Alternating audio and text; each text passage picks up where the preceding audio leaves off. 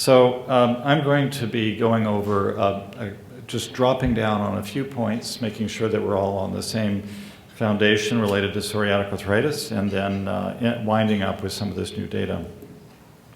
These are my disclosures.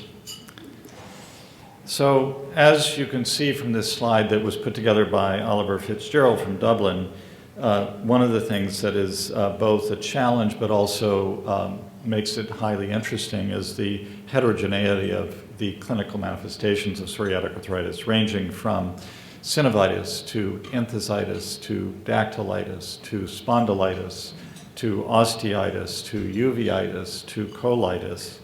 And so what we are really trying to get at is an understanding about why at a cellular and cytokine and chemokine level there is such diverse features in these patients, how to go about assessing these in clinical practice, picking the ones that are most active and severe, and then figuring out between the biology of the problem and then what we're seeing in trials, what the best approach to treatment is or combination approaches. As you know, the classification criteria for PSA have now been out since 2006. This was originally a Leeds initiated project by Philip Hellawell and Will Taylor, and involved 31 centers around the globe, enrolling about 1,000 patients, half of whom had psoriatic arthritis. And these are the criteria that came out from that. Patient with inflammatory arthritis, enthesitis, or spondylitis, and 3 points from the following list, including 2 points for psoriasis, and typically 1 point for a negative rheumatoid factor, although sometimes you'll see patients with a positive rheumatoid factor, but some other feature like nail changes or dactylitis or periostitis that is characteristic. High specificity and sensitivity. And these criteria stood the test of time. Here is well represented the heterogeneity of the disease. So you have right next to each other a digit, say on the far right, which is a Mutilans change where there's complete destruction of the joint and, with the cartilage and bone gone and telescoping of the digit. And right next to it, you can see on this X-ray, ankylosis, which is an osteoproliferative process. And then right next to that, a digit that is dactylitic and with osteolytic change in the DIP, that's the classic pencil and cup change. So what explains the fact that we can have such different manifestations across digits that are probably generated by different cytokine profiles? Enthesitis is a hallmark feature of the condition of the disease. And here we see a flagrant example of the Achilles tendon on this patient's right heel. And then a cartoon and actual histologic example of the dense monocytic lymphocytic infiltrate that is present in the enthesial site. Here we see MRI images of this phenomenon where tendons and ligaments are inserting into bone. We see light up on T2 stir imaging, as well as osteitis in the underlying bone and adjacent synovitis. And we see this flagrantly in this lateral view of the heel at the Achilles tendon and plantar fascia insertion. So a hypothesis that has been generated recently, partly through the work of Jonathan Sherlock and Daniel Kwa, through an animal model in which IL-23 was injected and migrated to the enthesia of these mice, as well as the aortic root, and encountered these interesting T lymphocytes that were CD3 positive, CD4 and CD8 negative, ROR gamma T positive. And this Th17 cell lineage cell would become differentiated and activated and produce a number of unique cytokines, including IL-17 and IL-22. And in this hypothesis-generating article, Loris and McInnes have suggested that some type of stimulus, be it a microbial antigen or biomechanical stress or HLA-B27 unfolded protein response. Something generates IL-23 that then activates this cell, and IL-17 is generated, leading to inflammation and bone loss. And simultaneously, IL-22 may lead to osteoproliferation as well as inflammation. So through this animal model, which needs to be further assessed and characterized in humans, may be a pathway toward explaining why we have the conundrum of both such osteolytic, inflammatory processes at the same time as we have osteoproliferation. Now, in terms of the prevalence of psoriatic arthritis, I want to make a couple of points, and one of them is that we think that a lot of it remains undiagnosed. And I think this is going to be a similar message that Michael Weissman will be telling you about the spondylitis story as well.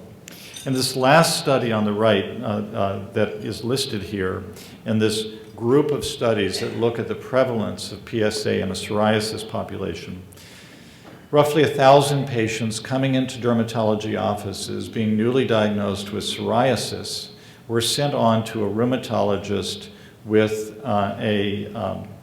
without regard to their musculoskeletal symptoms. And what was found was that 30% of the patients could be diagnosed with psoriatic arthritis in this group, and unfortunately 41% of them had not known that they had psoriatic arthritis. This, I think, speaks to the fact that much remains undiscovered. And one of the consequences of this lack of discovery is delay of diagnosis.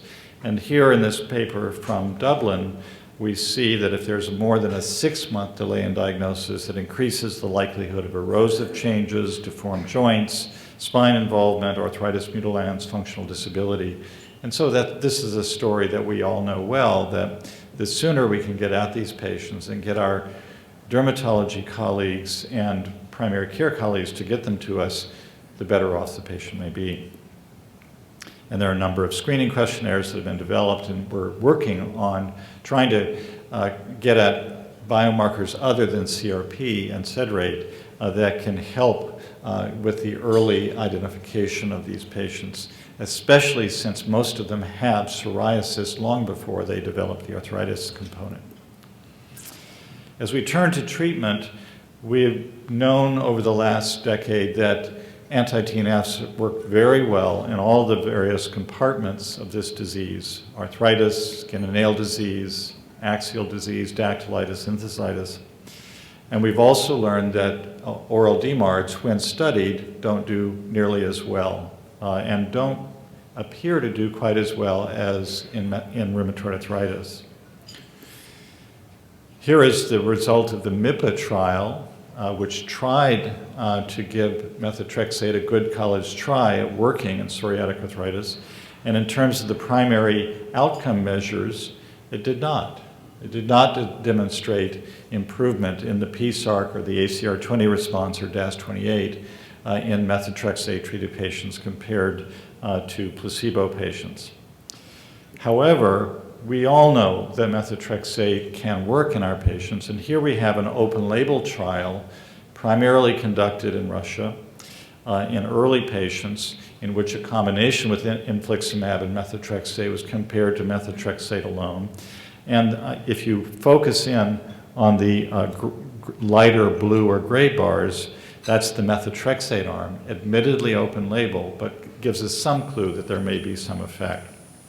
And there is a trial that's kicking off in which we're going to be seeing a tempo-like design where we're combining methotrexate and an anti-TNF agent and comparing to anti-TNF monotherapy or methotrexate monotherapy. And I think we're going to get a better answer in this large trial with X-ray evidence.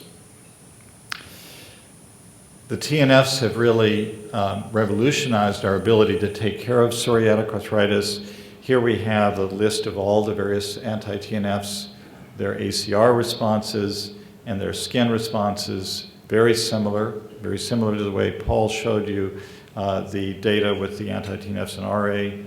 In the skin, there is some differentiation with apparently better effect with the monoclonal agents. And in other key domains, enthesitis, dactylitis, function, quality of life, fatigue, and ability to inhibit X-ray progression, we've well documented now the strong effect that anti-TNFs have in this disease. We can achieve remission. Here's a study done in Italy using an older RA remission criteria, which shows us that in this comparison cohort between psoriatic arthritis and rheumatoid arthritis, more patients with psoriatic arthritis achieved this state of remission and could maintain it longer even when therapy was discontinued. This was also shown in a study with Leeds in a similar fashion. Now, in the clinic, what kind of target might we shoot for? Well, here's a recently proffered criteria called the Minimal Disease Activity Criteria, developed by the GRAPPA group. Laura Coates from Leeds, a lot of this keeps coming from Leeds, Paul, I congratulate you. They developed this with the help of the GRAPPA members, and if you have at least 5 from this list of 7 elements, then you can fulfill the criteria. And this was used in the one study that we have in the spondyloarthritis conditions, which is a tight control study, the so-called TICOPA study. And in this trial, patients were randomized to either a standard treatment arm or a tight control arm. And in the tight control arm, patients were seen on a monthly basis, and every 6 to 8 weeks, they had to have their therapy tweaked if they were not in an MDA state. And that could include addition of DMARDs together or addition of anti-TNF therapy to methotrexate or sulfasalazine. And over time, patients were able to achieve in the tight control arm better outcomes, as depicted here in the darker blue, than the standard care arm, both in the joints as well as the skin. Now, this was done with obviously greater intensity of therapy, more combination therapy, more addition of anti-TNF medicines, as is depicted here, but also with a bit of a price in that there were more SAEs in the tight control arm than standard care arm. But it could well be, especially since many of these SAEs were relatively easily managed, that many patients would argue for trying to come to better disease control. How about for the patients that fail anti-TNF therapy, either because of development of antibodies or toxicities or other issues that lead to loss of effect? So we're constantly needing new mechanisms of action to deal with this situation. Some of the currently available therapies, such as IL-1 inhibitors, have been tried and are not effective. Abatacept has been tried and shown some efficacy in musculoskeletal domains in a phase 2 trial and is currently in phase 3 to see if there is enough effect to achieve regulatory approval. Rituxan has also been tried but was not very effective on either joints or skin, so it's not likely to be used except perhaps in your patient who's had a history of recent lymphoma. So we don't have the array of therapies that you do in rheumatoid arthritis. There are a couple of drugs on this list that have been approved in the United States. For example, ustekinumab, which is an IL-12/23 inhibitor, or the phosphodiesterase inhibitor, apremilast. And then there are others that are in development, and I'm going to be showing you some really neat data from some of the newer agents. We've known that the Th17 pathway is very important. I alluded to that earlier when speaking about IL-23 stimulating this special group of cells that led to enthesitis in the mouse model. So this seems to be a very important pathway in psoriasis, psoriatic arthritis, spondylitis, and whereas both the Th1 and Th17 pathway are active, the Th17 pathway is increasingly appearing to be very important. Acting in that pathway is ustekinumab through its inhibition of IL-23. So ustekinumab works by docking on the P40 subunit that's common to IL-12 and IL-23. Here are some results from the 2 phase 3 trials with ustekinumab in psoriatic arthritis. This agent is given once every 3 months. And you can see the ACR and PASI 75 responses here. Not quite as strong as what we've seen with the anti-TNFs, but nonetheless effective. However, if you look at the patients who've been exposed to TNF therapy previously, the effect is blunted. Not quite as much what we would like to see. So we're still looking to see if we can find something that can work a little bit better in this post-TNF terrain. Here we have 3 agents that are now in development, the IL-17 inhibitors, 2 that are direct IL-17 inhibitors, and 1 which is an IL-17 receptor inhibitor, brodalumab. When you give these drugs to psoriasis patients, their skin disease just goes away, it melts away. So PASI 75 responses up in the 80 to 85% range, PASI 90 responses in the 60% range, PASI 100 responses in the 40% range. So when we give this drug in a clinical trial for psoriatic arthritis, when we give these drugs, it makes it so it's hard to do a control trial because the skin disease gets so readily improved. Here we have the phase 2 trial with brodalumab that was recently published in the New England Journal. And in this trial, a 12-week endpoint was chosen as primary, and the effects weren't very strong at that point, about 40% ACR20 response. But as you can see, as patients went into open label, there's a climbing response beyond that. We have to learn from phase 3 whether this is a true response or based on being open label. But nonetheless, because it happened in all of the measures in this trial, there is some thought that it just takes a little bit longer than 12 weeks to get to a more optimal outcome. Here's the DAS28 score on that from that trial. At this meeting, we've seen 4 key trials with secukinumab in phase 3 introduced. This is Future 1 in PSA, ACR20 responses through week 24, which was the primary endpoint, and then out through week 52. Strong effect. Here we're seeing ACR 20, 50, 70 responses with segregation out of the TNF naive versus the TNF experienced patients in this trial. About 1/3 of them had had TNF experience. And as you can see, there's a blunting of response in the TNF-IR population, but nonetheless a bit better than the effects that we were seeing with ustekinumab, although I hasten to add that this is not head-to-head, so we don't know yet the true comparison. Very impressive was the resolution of dactylitis and enthesitis, and instead of representing mean change here, we're looking at complete resolution. 50% complete resolution of dactylitis at week 24, up above 80% complete resolution in the completers out to week 52. First time that we have radiographic evidence with this mechanism of action. And here we see the changes in SHARP score at week 24 with secukinumab therapy.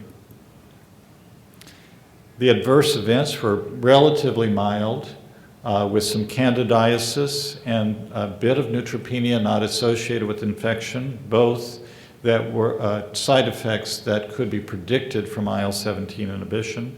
But in terms of other serious infections, malignancy, cardiovascular disease, we really did not see a significant group of issues through week 52. This is the subcutaneous only trial. The last trial I showed you had some IV loading. This is more likely what will happen with some sub-Q loading in the first 4 weeks, followed by monthly sub-Q administration. And you see very similar results although with slightly higher dose, 300 and 150 milligrams instead of 150 and 75 as in the last study. Now, if we change and look at another new mechanism that was shown at this meeting, IL-6 inhibition, formal study with a drug known as clazakizumab. Here we see the results, and we see at the primary endpoint of week 16 that in the 100 milligram group there was a statistical separation from placebo.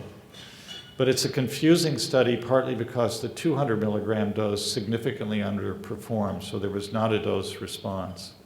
Some of this is explained by dropouts and NRI analysis, but probably not all. Here in the DAS28 continuous measure, we see a more clear evidence of separation of the treatment from placebo. So this gives us some glimmer that IL-6 inhibition may work in the musculoskeletal domains, and we know that IL-6 is richly expressed in synovial tissue. But here in the skin, the results were not very good, even though IL-6 is richly expressed in psoriasis lesions. So it makes us go back to the laboratory and ask the question, why is it that something that works in the IL-17 pathway or the TNF pathway may not work in the IL-6 pathway? Finally, I'm just going to mention a bit of data on apremilast and the JAK inhibitor. Apremilast works through the central signal transduction pathway noted here in the purple by inhibiting phosphodiesterase 4. It leads to increase of cyclic AMP and decrease of AMP in cellular metabolism, which leads to a decrease in the production of pro-inflammatory cytokines in lymphocytes. Here we see week 16 and week 24 data in one of the phase 3 trials with apremilast, modest effects in ACR20 response separated from placebo. And here we see 52-week data in completers. So if you're a responder and you keep going with it and you tolerate in the first month the bit of nausea and diarrhea that many patients experience, you can go on to have some decent responses. And at this meeting, Peter Schaefer showed some fascinating information about reduction in TNF-alpha, IL-8, a couple of chemokines, and IL-6 through this drug at week 24. And then as you dial forward into week 40, you get even some other types of changes, including reduction of IL-23 and IL-17. So it may be that we're seeing some dynamic changes over time with this agent. Here's effects on enthesitis and dactylitis and the skin. And lastly, tofacitinib is now in development for treatment of psoriasis and psoriatic arthritis as well as ankylosing spondylitis. Here you see a psoriasis trial, PASI 75 responses with the 5 and 10 milligram doses as compared to Enbrel given 50 milligrams twice a week. So here we see some efficacy of this drug, not only in rheumatoid arthritis, but psoriasis, and we'll keep our fingers crossed in relation to its development in PSA and ANK-SPOND. So some good news in the world of options for us post-anti-TNF therapy, but it still comes back to the importance of working in a teamwork fashion with our colleagues, the dermatologists, as well as primary care physicians, to try to get at patients earlier, to help with the discovery of psoriatic arthritis in these psoriasis patients in whatever way we can. So with that, I'll finish, and thanks very much, Lynn, for giving me this time, and I'm looking forward to hearing from Michael.